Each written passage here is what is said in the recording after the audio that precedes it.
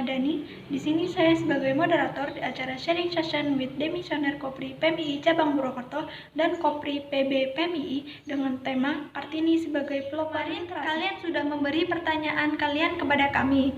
Di sini kami hanya memilih 4 pertanyaan terbaik dari beberapa pertanyaan terbaik kalian yang akan dijawab oleh Sahabati Ungu dan Sahabati Ajeng. Mulai dari Sahabati Ajeng, akan saya bacakan pertanyaannya. Yang pertama yaitu, apakah peran perempuan saat ini sudah memenuhi kesetaraan gender, sedangkan di desa-desa masih banyak budaya asing menganggap perempuan itu sudah cukup di kasur, dapur, dan sumur?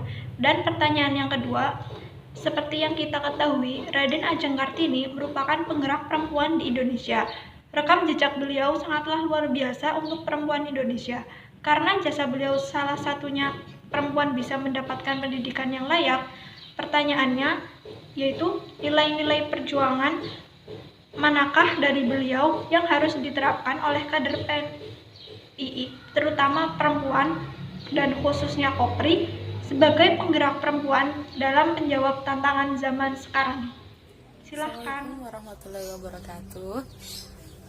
Selamat pagi, saya Ajeng Kristiani, Demisioner Kopri Cabang PMII Purwokerto. Hari ini tanggal 21 April 2020. Teman-teman tahu hari ini adalah hari yang bersejarah, di mana ada satu tokoh perempuan yang pernah berjuang untuk Indonesia, pernah berjuang untuk kaum kita. Maka dari itu saya ucapkan selamat Hari Kartini untuk sahabat-sahabati Kopri PMII Purwokerto.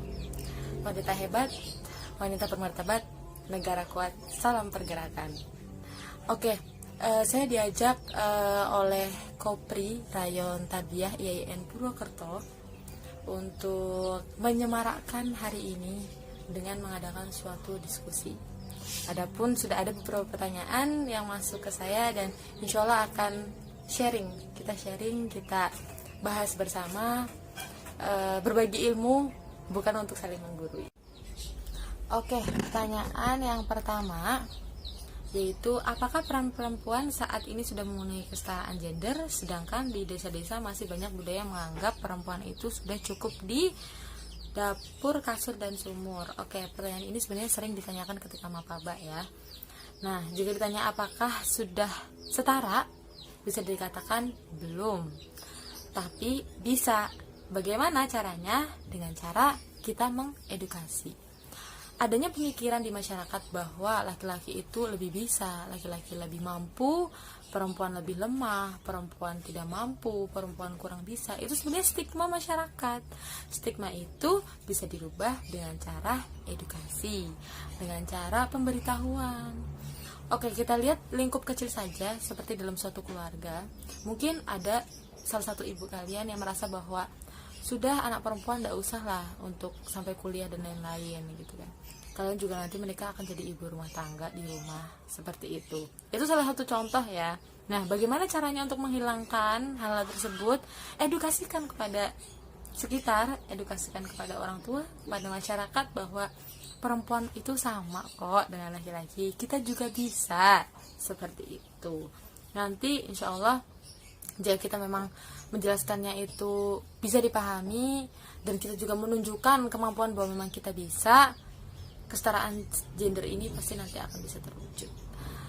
Dan yang lebih penting adalah bagaimana perempuan itu sendiri meningkatkan kualitas dari diri kita itu sendiri. Kenapa demikian? Karena jika kita memang ingin sama, dalam arti adalah mampu, otomatis kita harus punya kemampuan. Kemampuan yang seperti apa? Kalian yang ingin menjadi seorang jaksa, ya silahkan kalian kuliah di Fakultas Hukum. Kalian yang ingin menjadi seorang banker, silahkan kuliah di Fakultas Ekonomi. Jadi kalian harus membuat kemampuan kalian sendiri. Kalian harus meningkatkan kualitas diri kalian sendiri, sehingga dalam suatu kompetisi antara laki-laki dan perempuan, kalian bisa karena kalian mempunyai kemampuan. Dan negara pun sudah memberikan ruang kepada kita, di mana dalam suatu pekerjaan atau dalam suatu struktur itu kita memiliki 30% untuk diduduki oleh perempuan. Nah, tinggal kita bagaimana caranya menjadi perempuan yang berkualitas. Oke, pertanyaan yang kedua, itu intinya bagaimana nilai-nilai yang harus kita terapkan dari beliau Raden Ajeng Kartini, yang harus diterapkan oleh kader perempuan PMII, terutama Kopri itu sendiri. Oke, jika pertanyaannya seperti ini, jawabannya sangat mudah sekali sebenarnya. Kalian sahabat-sahabati pasti sudah mempaba, sudah PKD, sudah PKL, dan bahkan yang kader Kopri kalian sahabati pasti sudah SIG, SKK, dan nanti SKKN. Kalian pasti tahu apa itu Trimoto PMII. Ada 3, yaitu zikir, fikir, dan amal soleh. Kalau kalian pelajari lebih lanjut, Raden Ajeng Kartini ini sudah menerapkan ketiganya loh. Kenapa enggak? Coba yang pertama, zikir. Beliau ada seorang santriwati. Beliau itu penghafal 5 juz loh. Maka secara tidak langsung beliau telah menerapkan apa itu zikir. Lalu yang kedua adalah fikir. Beliau bisa memperjuangkan hak-hak wanita, membuat suatu akses pendidikan untuk perempuan, lalu bahkan menuliskan buku untuk kaumnya kelak dibaca kaumnya nanti. Itu juga bentuk fikir dari beliau. Lalu yang ketiga adalah amal soleh. Perjuangannya beliau tidak semata-mata ingin dipuji atau punya kekuasaan. Beliau bergerak seperti itu karena tahu keadaan bagaimana kelak perempuan-perempuan setelah saya untuk menghadapi kehidupan ini yang tanpa akses pendidikan dan lain-lain. Beliau berjuang, dan itu atas dasar untuk amal dia sendiri. Nah, sangat simpel. Jika memang sahabati ingin menerapkan apa yang harus diterapkan, silakan lakukan zikir, fikir, amal soleh. Pasti jika tulus, seharusnya sahabat-sahabati paham bagaimana kalian bergerak di roda organisasi yang besar ini seperti PMII. Satu lagi adalah kemauan, karena beliau tidak akan jalan jika tidak mempunyai kemauan. Begitupun dengan sahabati. Sahabati bergerak di PMII dalam suatu kepengurusan, jika tidak ada kemauan pasti tidak akan tulus dari hati, karena berproses itu bukan hanya pekerjaan fisik, tapi harus pakai hati. Terima kasih sahabati Ajeng atas penjelasan dan jawabannya. Pertanyaan selanjutnya akan saya bacakan untuk sahabati Umu. Pertanyaan pertama yaitu ngomongin soal perempuan dan Al-Quran. Tentunya di dalam Al-Quran sudah dijelaskan bahwa antara laki-laki dan perempuan itu setara, dan Al-Quran pun sudah menjelaskan tentang konsep keadilan dan kesetaraan itu. Lalu bagaimana bisa ketika sampai di masyarakat banyak yang hasilnya mengekang perempuan seperti tidak ada keadilan dari Al-Quran itu, sehingga menghasilkan budaya-budaya patriarki. Kalau diambil benang merah, sebenarnya itu awal kesalahan siapa hingga sampai di masyarakat bisa berbeda dengan yang ada di Al-Quran. Dan pertanyaan selanjutnya lagi yaitu, mengapa Raden Ajeng Kartini sempat ditentang karena yang ingin meninggalkan derajat wanita? Assalamualaikum warahmatullahi wabarakatuh. Salam pergerakan. Sebelumnya perkenalkan, nama saya Umu Solihah, kader PMI Purwokerto. Dan pada kesempatan kali ini saya akan mengucapkan terlebih dahulu selamat Harlah PMI yang ke-60 kepada seluruh kader PMI se-Indonesia dan kepada seluruh kader PMI Purwokerto pada khususnya. Pada kesempatan kali ini juga saya menyampaikan selamat Hari Kartini yang jatuh pada tanggal 21 April 2020. Ya, pada kesempatan kali ini juga sahabat-sahabat kader Kopri Rayon Tarbiyah PMI Purwokerto menyelenggarakan diskusi online yang bertajuk dengan Kartini dan Al-Quran. Mungkin di sini saya juga ada titipan pertanyaan dari kader PMI Purwokerto. Ngomongin soal perempuan dan Al-Quran, tentunya di dalam Al-Quran itu sudah dijelaskan bahwa laki-laki dan perempuan itu setara. Dan Al-Quran itu sendiri sudah menjelaskan tentang konsep keadilan dan kesetaraan. Lalu bagaimana bisa ya ketika sampai di masyarakat itu banyak yang hasilnya mengekang perempuan seperti tidak ada keadilan dalam Al-Quran itu sendiri, sehingga menghasilkan budaya-budaya patriarki. Kalau diambil benang merah, sebenarnya itu awal kesalahan siapa sih hingga sampai di masyarakat itu bisa berbeda dengan yang di Al-Quran. Kemudian kaitannya dengan konteks Hari Kartini pada saat ini, mengapa Raden Ajeng Kartini sempat ditentang karena yang ingin meninggikan derajat wanita pada waktu itu? Ya baik, mungkin saya akan menjelaskan secara singkat terkait, mungkin pertama saya akan menjelaskan tentang sejarah dari Kartini itu sendiri. Raden Ajeng Kartini pada waktu itu mengikuti pengajian dari Kiai Soleh Dara. Beliau adalah ulama yang menerangkan arti dan makna beberapa surat Al-Quran dengan menggunakan bahasa Jawa. Dan ya baru kali itu Kartini memahami isi ajaran dari kitab suci Islam itu sendiri, yaitu Al-Quran. Karena pada waktu itu Raden Ajeng Kartini selama bertahun-tahun dia itu hanya diajari membaca huruf dari ayat-ayat suci Al-Quran tanpa mengetahui arti atau makna dari Al-Quran itu. Dan dalam pengajian tersebut ada sebuah perbincangan antara Kartini dengan Kiai Soleh, bahwa Kiai Soleh berbicara, Islam itu mewajibkan umatnya menuntut ilmu, baik itu dalam kalangan kaum laki-laki maupun perempuan. Tidak ada pengecualian bagi seluruh umat. Ya, kemudian perbincangan Kartini dengan Kiai Soleh pun berlanjut, yang pada akhirnya kemudian Raden Ajeng Kartini itu meminta Kiai Soleh untuk menerjemahkan seluruh isi dari Al-Quran. Dan akhirnya Kiai Soleh menerima saran dari Raden Ajeng Kartini, meskipun berisiko hukuman penjara dari pemerintah Hindia Belanda pada waktu itu. Dan hal itu juga termasuk salah satu dari hegemoni dari pemerintah Hindia Belanda untuk sebuah pembodohan kepada pemerintah atau masyarakat Indonesia, bahwa mereka mengatakan atau meyakinkan untuk seluruh warga Indonesia bahwa Al-Quran adalah kitab yang suci, maka Al-Quran itu tidak boleh diartikan atau diterjemahkan dalam bahasa apapun, yang pada akhirnya masyarakat Indonesia pun tidak mengetahui pada waktu itu sampai Kiai Soleh itu menerjemahkan isi Al-Quran itu sendiri. Dari tafsir yang telah dilakukan oleh Kiai Soleh Darat yang menghasilkan dengan nama tafsir Faid Al-Rahman, itu adalah sebuah hadiah yang diserahkan kepada Kartini pada waktu acara pernikahan Kartini dengan Raden Mas Joyodiningrat pada tahun 1903 waktu lalu. Nah, hal ini menjadi sebuah kebahagiaan yang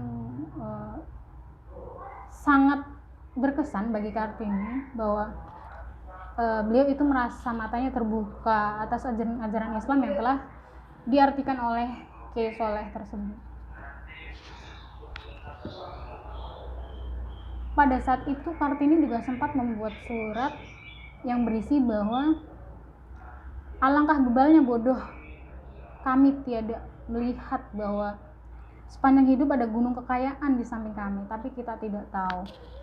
Itu ucap Kartini, bahwa ketika kita memahami sebuah isi Al-Quran, kita itu akan mengetahui betapa istimewanya Al-Quran itu sendiri. Ya, di sisi lain juga kita perlu tahu bersama bahwa Kartini itu sudah mempunyai kebebasan dengan background beliau adalah anak bangsawan. Jadi dia mempunyai privilege bahwa dia adalah anak bangsawan, sehingga pada waktu itu memang ketika seorang anak bangsawan itu mempunyai kebebasan baik secara pendidikan maupun dalam hal hak-hak lain. Dari hal itu akhirnya menimbulkan tekad bulat Kartini untuk berjuang menyetarakan hak-hak perempuan yang memang dulu masih tertindas pada zaman-zaman itu. Sangat tertindas untuk kaum perempuan, sehingga waktu itu yang masih sangat terlihat tidak setara adalah secara pendidikan, karena waktu itu selain anak bangsawan tidak boleh ada yang mengenyam pendidikan dalam hal apapun, baik formal maupun non formal. Itu yang disuarakan oleh Kartini, sehingga menjadi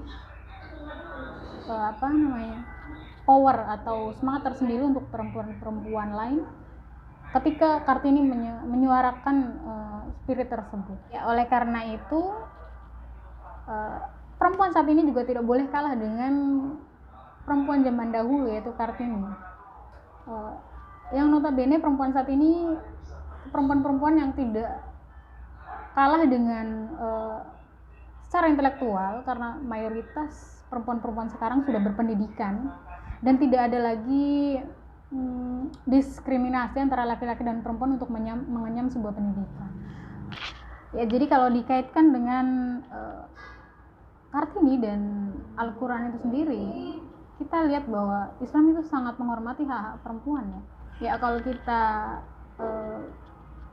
kaitkan dengan Al-Quran, Kartini itu punya semangat yang luar biasa pada zaman itu dengan kondisi seperti itu, sehingga beliau bisa menggerakkan semangat-semangat perempuan yang lain juga dalam hal ketertindasan pada waktu itu. Dalam Islam itu sebenarnya sangat menghormati hak perempuan. Meskipun Al-Quran sudah menjelaskan bahwa banyak keistimewaan perempuan, akan tetapi kemudian banyak sekali masyarakat yang salah mengejawantahkan terkait interpretasi dari tafsir Al-Quran itu sendiri. Banyak sekali mereka yang mengambil dari sumber-sumber agama sekunder yang tidak pro terhadap perempuan, sehingga mereka akhirnya salah menafsirkan maksud dari substansi isi Al-Quran itu. Ya, oleh karena itu kita sebagai kader Kopri, kaum perempuan dan ya aktivis perempuan, kita harus bisa mencontoh spiritnya dari Raden Ajeng Kartini, dan kita tidak boleh kalah bahwa sejatinya bahwa kita itu lebih harus bisa berjuang lebih keras lagi, karena kita udah dibekali dengan edukasi yang lebih memadai, kemudian intelektualitas dari masing-masing perempuan itu sendiri juga mungkin bisa lebih dikatakan banyak mendapatkan dari sumber-sumber yang lebih luas lagi, sehingga kalau dulu itu permasalahannya adalah pendidikan, hanya pendidikan, akhirnya Kartini itu menyetarakan dari segi pendidikan. Kita bisa berjuang dari ranah yang lain, bisa jadi dari bidang ekonomi, kemudian bidang sosial, ataupun bahkan keagamaan itu sendiri. Kita bisa menjadi perempuan atau ibu dari anak-anak kita nanti, menjadi ibu yang baik, contoh yang baik untuk mereka. Ya, mungkin itu saja dari saya. Kita cukupkan diskusi terkait tema Kartini dan Al-Quran pada sore ini. Semoga bisa bermanfaat untuk sahabat-sahabat Kopri di seluruh Indonesia, khususnya kader-kader Kopri di Purwokerto. Saya sangat mengapresiasi ketika banyak hal atau banyak event-event seperti ini bisa kita maksimalkan di atas keterbatasan kita di era pandemi ini. Semoga kita tetap bisa berkontribusi, memberikan sebuah pemikiran, gagasan agar tetap kita bisa menyuarakan atau menyerukan apa yang menjadi kewajiban kita sebagai kader perempuan. Mungkin itu saja dari saya, kurang lebihnya mohon maaf. Wallahul muwaffiq ila aqwamit thoriq. Wassalamualaikum warahmatullahi atas jawaban dan penjelasannya. Cukup lengkap dan memuaskan, bukan? Nah, sekian diskusi dari kami. Apabila ada kesalahan, mohon dimaafkan. Sampai jumpa di diskusi online selanjutnya. Wabillahi taufiq wal hidayah. Wassalamualaikum warahmatullahi wabarakatuh.